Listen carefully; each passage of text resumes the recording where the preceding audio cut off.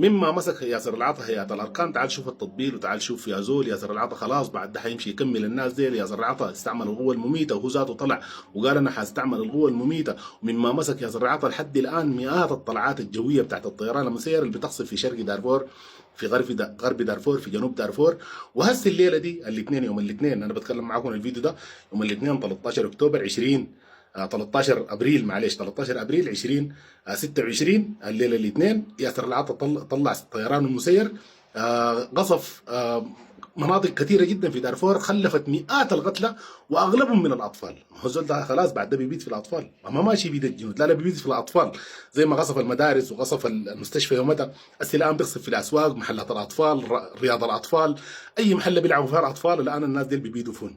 دي اباده الان بيبيدوا في الاطفال بتاعين حواضن الدعم السريع. وما في حاجه اسمها والله مستهدف الدعم السريع بس، لا مستهدف حتى الزغاوي. اسمع كلامي ده كويس يا مناوي، الضحايا هسه الليله دي فون الزغاوه والله العظيم. يا مسهلال والله العظيم فون المحاميد الليله.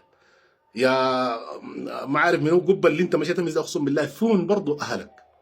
اي زول الان بطبل الكزان ده فون اهلك الان. الناس دي الان شغالين اباده جماعيه في دارفور.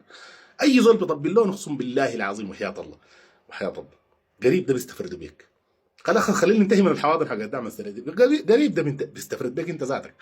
ديل الكيزان وده عقليتهم تمام. فديل شغالين اباده جماعيه. دي القوه المميته اللي بيتكلموا عنها ياسر العطا، القوه المميته ضد الحواضن، ضد المجتمعات. يا اخواننا اللي بتمشوا تنضموا للجيش، الحرب دي ضد مجتمعاتكم. والله نقولها مليون الف مره، والكلام ده بنجيبه لكم نحن، ما يجيبوا انتوا ذاتكم بتقولوا كطابين، لكن بنجيبه لكم نحن من اهلنا. فانا دائما قاعد اعيد واكرر، هل الدعم السريع ما ممكن انه يخصف مروي، يخصف ضنقله، يخصف عبره، يخصف الخرطوم حواضنه؟ عادي بيعملها، لكن دي ما اخلاق الدعم السريع.